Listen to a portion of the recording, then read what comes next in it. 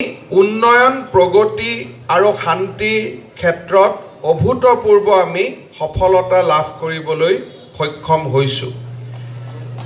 আমি এইটো কথাও জানো যে অসমৰ ইতিহাসত প্ৰথমবাৰৰ বাবে যোৱা 4টা বছৰত আমি সাম্প্ৰদায়িক সংঘৰ্ষ দেখা নাই, জনগোষ্ঠীৰ আমি আন্দোলন দেখা নাই। মানুহে আন্দোলনৰ পৰিৱৰ্তে অসমৰ উন্নয়নত চকু দিলে।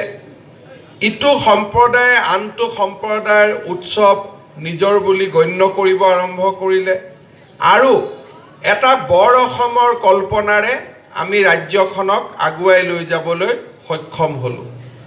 বিধানসভাৰ নিৰ্বাচনেই হওক, পঞ্চায়তৰ নিৰ্বাচনেই হওক, কাউন্সিলৰ ইলেকশ্যনেই হওক বা লোকসভা ইলেকশ্যনেই হওক, আমি সকলোৱে অভূতপূৰ্ব সফলতা লাভ কৰিলোঁ। যি মুহূৰ্তত আমাৰ ৰাজ্যখনে এনেকুৱা এক উন্নয়নৰ গতি, বিকাশৰ গতিলৈ আমি আগবাঢ়ি গ'লোঁ, এচাম ব্যক্তিয়ে চৰকাৰখনক লৈ বহুতো অপপ্ৰচাৰৰ বাবে চেষ্টা কৰিছিল, সফল হোৱা নাছিল। কিন্তু যেতিয়া লোকসভা আৰু ৰাজ্যসভাত নাগৰিকত্ব আইন গৃহীত হ'ল, তেওঁলোকে এটা অপপ্ৰচাৰৰ এটা বহুত ডাঙৰ সুবিধা পালে। যিবিলাক কথা কোনেও কাহানিও কেতিয়াও হোৱাৰ চিন্তাও নাই, তেনেকুৱা এগালমান অপপ্ৰচাৰে আমাৰ ৰাজ্যখনৰ পৰিৱেশ দূষিত কৰিলে। অপপ্ৰচাৰত এনেকুৱা এটা পৰিৱেশ হৈ পালেগৈ যে বাংলাদেশৰ পৰা বোলে বিজেপিয়ে 2.5 কোটি হিন্দু মানুহ লৈ আহিব। প্ৰথমতে ময়ো বুজি পোৱা নাছিলোঁ। তাৰপিছত মই ভাল কৰি খবৰ কৰিলোঁ যে বাংলাদেশত হিন্দু মানুহ আছে কিমান। গম পালোঁ বাংলাদেশত হিন্দু মানুহ আছে 1,30,00,000। 2.5 কোটিটো ক'ৰ পৰা পালে? তাৰমানে 1,30,00,000 আকৌ নতুনকৈ বাচ্চা জন্ম দি 2.5 কোটি অসমত আনিব লাগিব, তেতিয়াহে 2.5 কোটি হ'বগৈ। কিন্তু মানুহে কওঁতে কৌটি কৌটি আৰম্ভ কৰিলে। 1.5 কোটি মানুহ আহিবৰ কাৰণে কিমান ট্ৰাক লাগিব? 8 লাখ 9 লাখ যদি টাটা বডি ট্ৰাক নহয়, ইমান মানুহ ক'ৰ পৰা কোনে লৈ আহিব? এই ধৰণৰ অপপ্ৰচাৰৰ মাজেৰে একেবাৰে সমাজখন দূষিত কৰিলে। কোনেও আইন পঢ়াই নাই। বোলে বিদেশী আহিব, ক'ৰ পৰা আহিব? কোনখন আইনত লিখা আছে আহিব বুলি?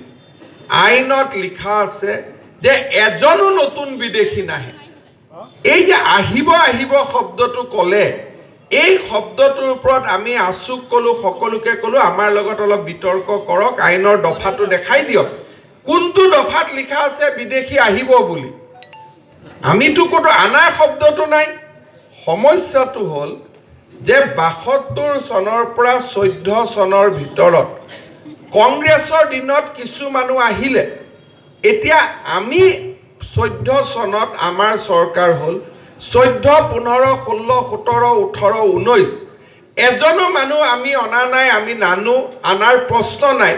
আৰু সেইকাৰণে আমি 15 মানুহকো লোৱা নাই, 16 মানুহকো লোৱা নাই, 17 মানুহকো লোৱা নাই। কিন্তু কংগ্ৰেছ চৰকাৰৰ দিনত 14 চনৰ আগত কাৰ চৰকাৰ আছিল? কংগ্ৰেছ চৰকাৰৰ দিনত। কংগ্ৰেছ চৰকাৰৰ দিনত NRCয়ে যি প্ৰকাশ কৰিলে যে 72ৰ পৰা 14ৰ ভিতৰত 3 লাখ 3.5 লাখ মানুহ অসমতে বাস কৰি আছে। কোনোবা বৰাক উপত্যকাত 1.5 লাখ মানুহ বাস কৰি আছে, হোজাইত 60,000 মানুহ বাস কৰি আছে, BTAD এৰিয়াত প্ৰায় 40,000 মানুহ বাস কৰি আছে। এই মানুহবোৰ আজি অহা নহয়। কোনোবা 72ত আহিছে, কোনোবা 73ত আহিছে, কোনোবা 74ত আহিছে, চৰকাৰী চাকৰি কৰি আছে। এজন মালো বুলি তেওঁ বিধায়ক হৈছে, চবৰ নিজৰ ঘৰ হৈছে, বাচ্চা ইয়াত জন্ম হৈছে আৰু এই মানুহবোৰ নিজৰ নিজৰ জাগাত তেওঁলোক আছে।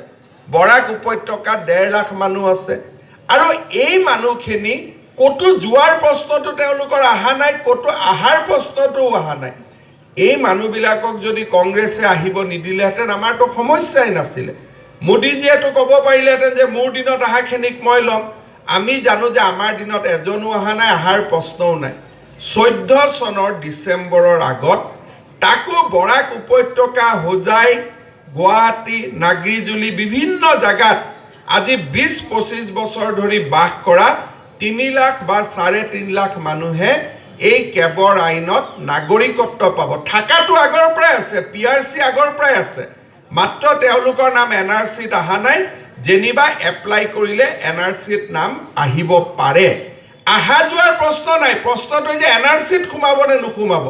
এইবিলাকে NRCটো আবেদন কৰিছে, কোনোবাই ট্ৰিব্যুনেলত গৈ নিজৰ নাম সোমাব, কোনোবাই কাগজ পত্ৰ দিও সোমাব।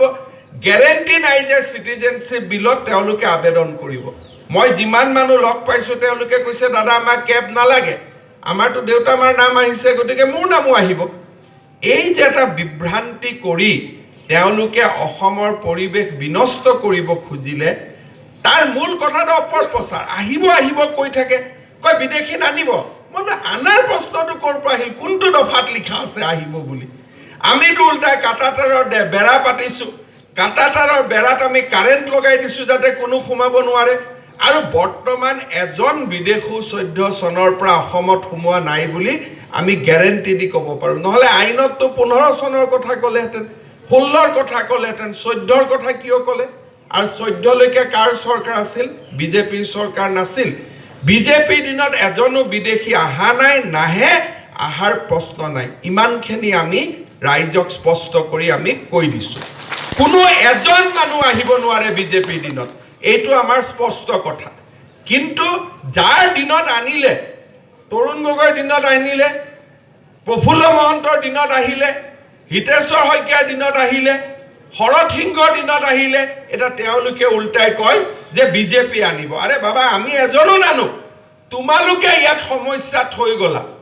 তোমালোকে যদি কাটাতাৰৰ বেৰ কৰিলাহেঁতেন এজনো নাহিলেহেঁতেন। আমি ইমান জানো, মোক কোনোবাই সুধিছে যে এতিয়া কি বাংলাদেশত হিন্দুৰ ওপৰত অত্যাচাৰ নহয় নেকি? মই কৈছোঁ নৰেন্দ্ৰ মোদী ভাৰতত প্ৰধানমন্ত্ৰী থকালৈকে বাংলাদেশৰ সাহস নাই কাৰোবাৰ হিন্দু মানুহৰ গাত তাতে হাত দিয়াৰ কাৰণে। এইটো নেতৃত্বৰ কথা।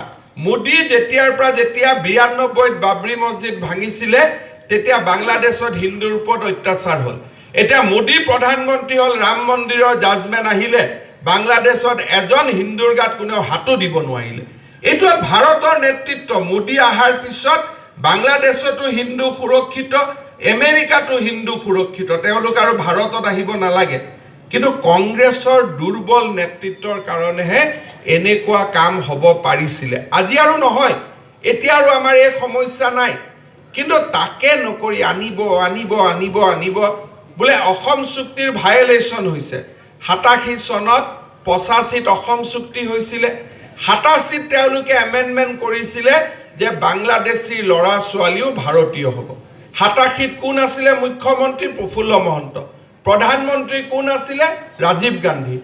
92তে আকৌ নাগৰিকত্ব আইনৰ সংশোধন কৰি কি কৰিলে যে বাপেক বাংলাদেশী হ'লে মাক ভাৰতীয় হ'লেও ল'ৰা ছোৱালীটো ভাৰতীয় হ'ব।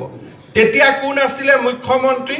অসমত হিতেশ্বৰ শইকীয়া, দিল্লীত PV নৰসিংহ ৰাও। তেতিয়া কি অসম চুক্তিৰ ভায়লেশ্যন হোৱা নাছিলে? 2003 চনত অটল বিহাৰী বাজপেয়ী যেতিয়া ভাৰতৰ প্ৰধানমন্ত্ৰী হ'ল, তেওঁ সিদ্ধান্ত ল'লে